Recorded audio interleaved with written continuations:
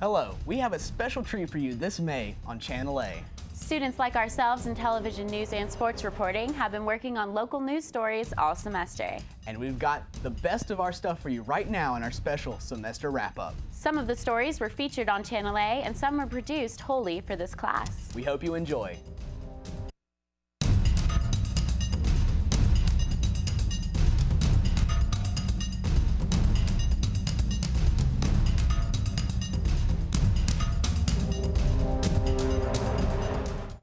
Welcome to our Spring News Wrap-Up. I'm Jacqueline Smith. And I'm Austin McCollum. This is a newscast produced by ASU reporting students for the Appalachian community. And before we get started, we want to thank the Student Broadcasting Society here at App for letting us use their graphics, open, and distribution channel. We've got a full lineup of great stories like the sounds of Apocalypse and the dangers of the Barbie doll. But first, we're starting out tonight with sports. That's right, our sports anchor Andrew Gibson is here with the details. Andrew, just what does this move to the Sun Belt mean for App State? Well, Austin, Appalachian State is making a historic step in school history. They will join the Sun Belt Conference next July in 2014.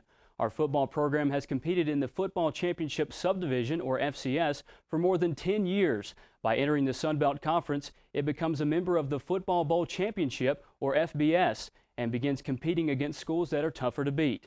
Appalachian will be eligible for the Sun Belt football title in 2014, but must wait until 2015 to compete for a bowl game. The football program will also go through 2 transitional years to get from 63 FCS scholarships to the required FBS total of 85. The Sun Belt Conference sponsors 18 different athletic competitions, including football. Women's tennis is one of the sports that will join our football team in the Sun Belt Conference, but they already had their very own defining moment.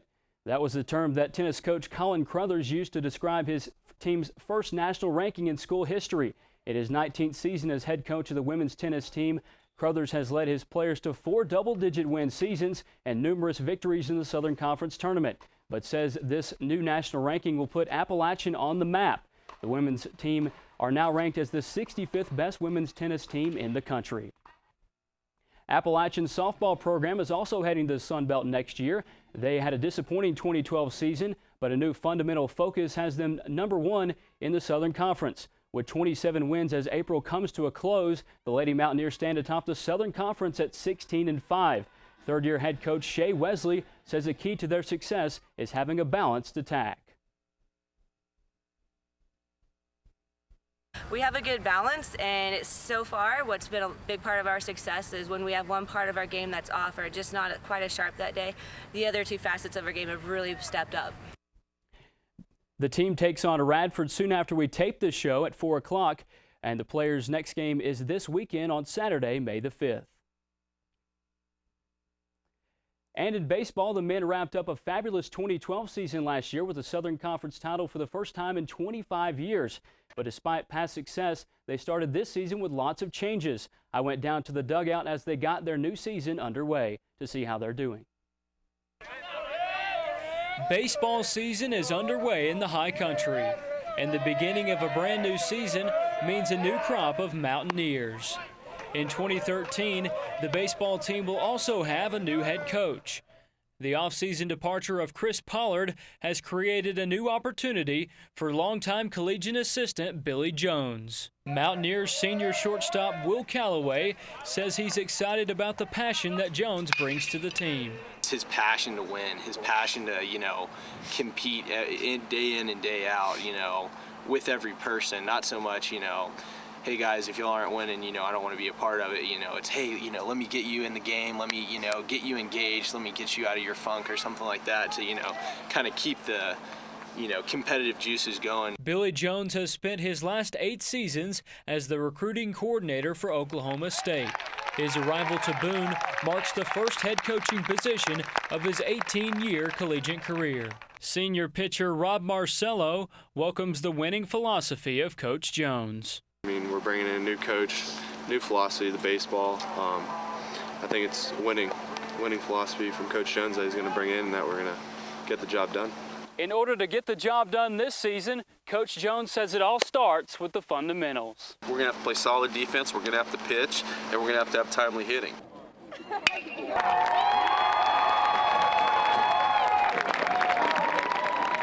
It's a new passion, a winning philosophy, and a focus on the fundamentals that Billy Jones brings to the Mountaineer baseball program in 2013. Reporting for Channel A Sports, I'm Andrew Gibson. Last night's win against East Tennessee State leaves Appalachian at 11-11 for the season and 6th in the Southern Conference. Their next game is here at home against Elon and will begin at 6 o'clock on Friday, May the 3rd. Not all teams at App State are heading to the Sun Belt, but even though the men's lacrosse team is a club sport, it has some very serious players. And this year, the team marked its first returning coach in over 3 years. Our own Megan Shaw took to the field earlier this year to meet Coach Mark Van Hoover and says the players are expected to have the same coach 2 years in a row. The App State men's lacrosse team has been a competitive team for several years. Their main struggle has been consistency.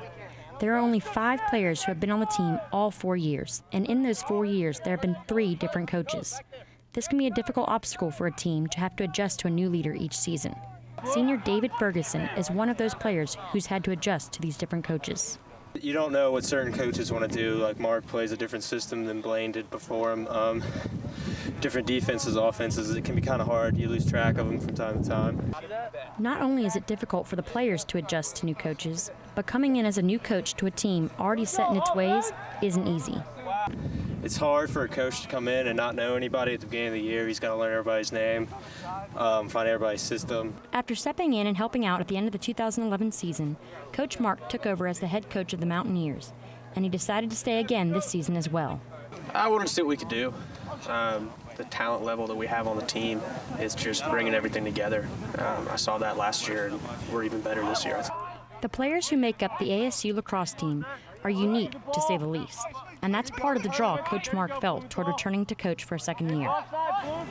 So many different personalities on the team, so many different backgrounds in the sport.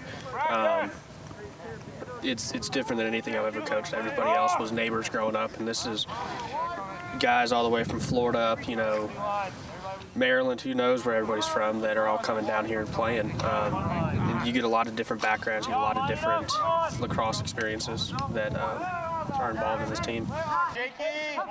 The eclectic bunch has work ahead of them for 2014. They ended this year's season with 3 wins and 6 losses. But a loss could just be part of the game. Intramural soccer has students kicking it for fun. The game provides a safe outlet for students to exercise and compete with friends. Competition is not as intense as varsity soccer, but players such as App State's 4-time team captain Danny Maines says it's not just about winning. With the guys and really just have fun, be friends, and just enjoy it. You can find out more about intramural sports on campus by following the intramural quick link at the University Recreation website, and that's at urec.appstate.edu. Appalachian State's marketing department wants all Mountaineers to keep having fun as the university works towards moving past the ASU acronym and the No Equal slogan.